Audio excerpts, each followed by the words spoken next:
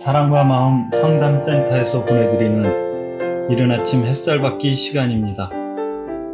이 시간 말씀을 통해 나 자신을 성찰하며 하나님의 사랑을 경험하는 시간이 되시길 바랍니다.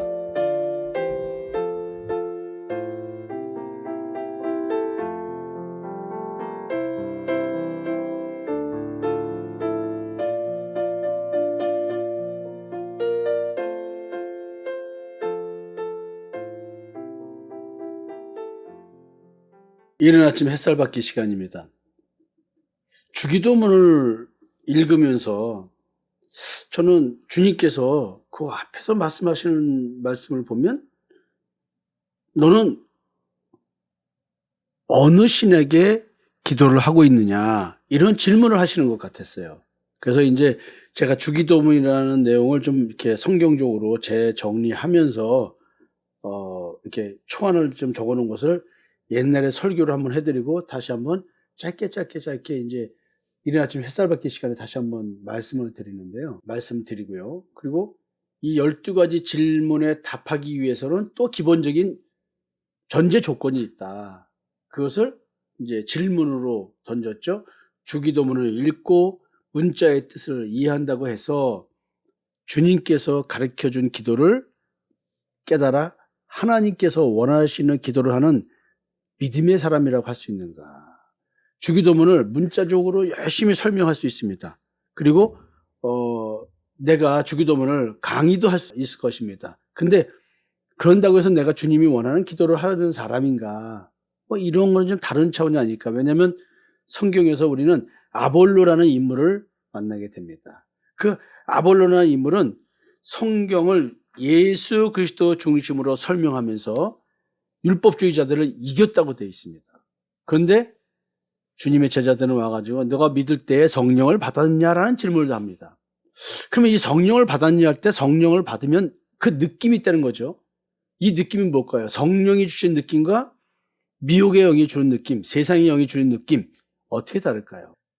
참 어려운 얘기입니다. 지금 이게 영분별화된 얘기이기 때문에 지금 주기도문을 통해서 주님은 전통적 신앙에 대해서 지적을 하고 계시고 권면을 하고 계십니다.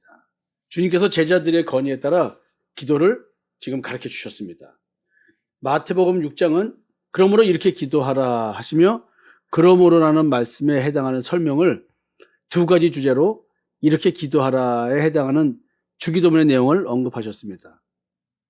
주님은 이어서 주기도문 내용을 5가지 주제로 보완 설명하고 있습니다. 주님은 지금 지적하고 있는 게 계신데요. 그 지적이 뭐냐면 주님은 지금까지 있었던 이스라엘 백성들의 율법의 행위에 의를 추구하는 신앙적 문제점을 먼저 2가지를 그리고 주기도문을 말씀하신 후 다시 5가지를 다음과 같이 지적하셨습니다.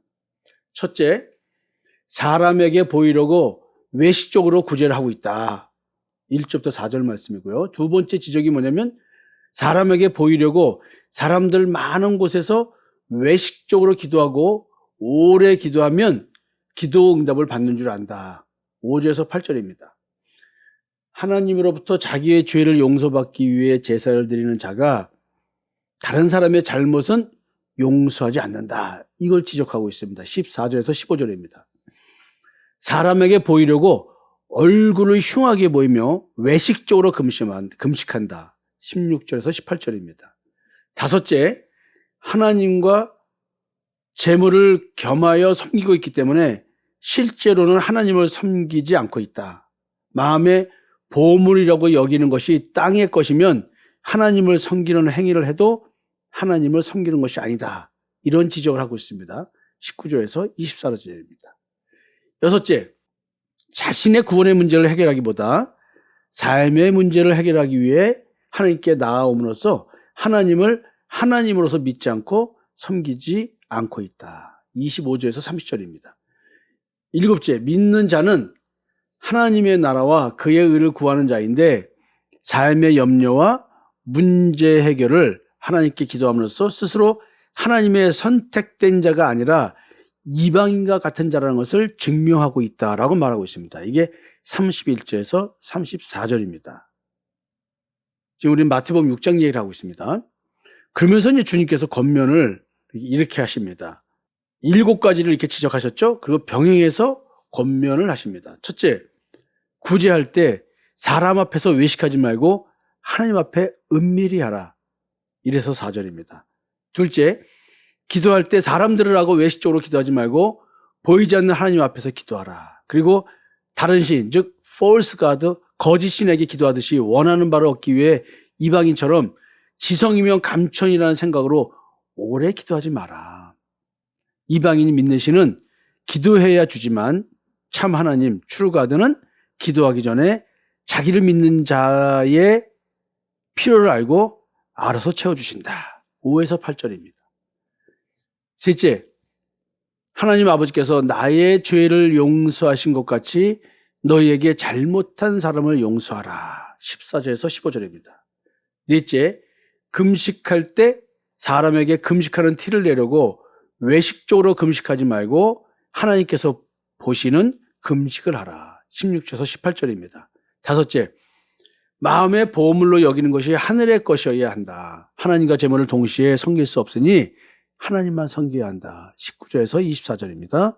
여섯째, 믿음이 없는 자처럼 현실의 삶에 염려를 하지 말고 하나님 앞께서 다 책임지신다. 25절에서 30절입니다. 일곱째, 이방인처럼 염려하지 말고 믿는 자답게 먼저 하나님의 나라와 의를 구하면서 삶을 책임지시는 하나님을 체험해 봐라. 30에서 34절입니다. 자, 지적하시고 지적 내용 속에는 권면이 이렇게 또 들어 있습니다. 그럼 하나하나 좀 살펴볼까요? 지적을 하셨으니 권면을 하셨으니까 권면을 구체적으로 살펴보면은 이제 지적 얘기도 다 나오겠죠. 우리들의 신앙적 행태, 우리가 사람들 앞에서 보라고, 그 외식이라는 말이 보라고 하는 거거든요. 외식이라는 말은 연극하는 사람들이 사람 앞에서 어떤 극 중의 역할을 하는 거죠. 그게 외식이에요. 실제 그 사람의 역할이 아니잖아요. 근데 우리는 내가 구제를 하고 또 누구한테 착한 일을 하고 선한 일을 하고 누구한테 배려한다고 하는 자기 스스로가 자기 선을 가지고 절하다는 생각을 가지고 자기를 의롭게 여기게 되겠죠? 그러니까 자꾸 뭐냐면 내 자신이 선하고 의롭고 괜찮은 사람이라는 인식을 갖기 위해서 자꾸 다른 사람을 필요로 합니다. 그 다른 사람을 필요로 한다는 얘기는 끊임없이 그 사람들을 통해서 내가 뭔가 가치 있는 사람이라고 느끼려고 할 때 그때 구제를 하게 됩니다. 그 구제라는 것은 뭐냐면 누군가를 위해서 내가 하는 거예요. 그래서 늘 말씀드리잖아요. 누군가를 위해서 뭘 할 때 심리적 우월감을 갖게 된다고. 그래서 가끔 인터뷰할 때 도리어 형편이 어려운 분들이 남을 위해서 일하고 남을 위해서 물질을 내고 뭘 하는 걸 봅니다. 어떻게 이렇게 본인도 힘든데 이렇게 어려운 사람들 도와줄 수 있을까요? 하면 저는 남을 도와줄 때 참으로 기쁩니다. 이렇게 얘기해요. 그러면 내가 내 기쁨을 얻기 위해서 그 사람을 도와주는 건가요? 굉장히 좀 드리기 어려운 얘기죠. 이런 말들이. 근데 만약에 남을 도와주면서 기쁨을 얻지 못한다면 남을 도와줄 수 있을까요? 그 못한다는 것이죠. 그래서 여러분들이 오늘 구제할 때 사람 앞에서 외식하지 말고 하나님 앞에서 은밀히 하라고 하는 주님의 권면, 이 권면을 잘 기억하시면서 마음속의 동기를 잘 살펴보십시오. 저희가 심리학적으로 자기 비하와 열등감이 있는 사람들은 자꾸 자기 비하와 열등감을 가리려고 다른 사람들 앞에서 자꾸 상대를 도리어 못났게 표현하고 부족하게 표현하고 또 상대를 대단히 뭔가 있는 사람처럼 막 축혀 세울 때가 있습니다. 그러나 곧 있으면 그 사람들을 정죄와 판단하면서 또 평가절하하기도 합니다. 이게 구제할 때 사람 앞에서 외식하지 말고 하나님 앞에서 은밀하라는 말을 가지고 생각하다 보면 좀 이해할 수가 있습니다.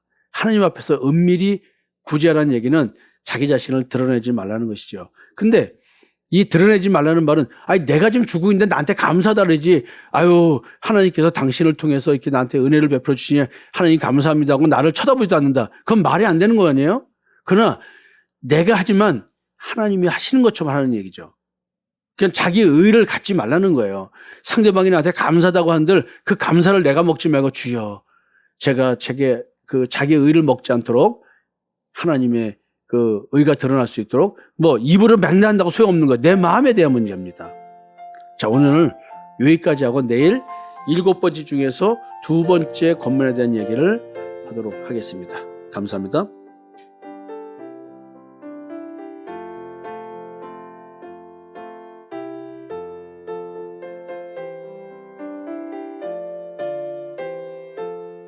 지금까지 사랑과 마음 상담센터에서 보내드리는 이른 아침 햇살 받기 시간이었습니다. 오늘의 말씀을 통해 세상을 이길 수 있는 믿음 안의 삶을 누리시는 여러분이 되시기를 기도합니다.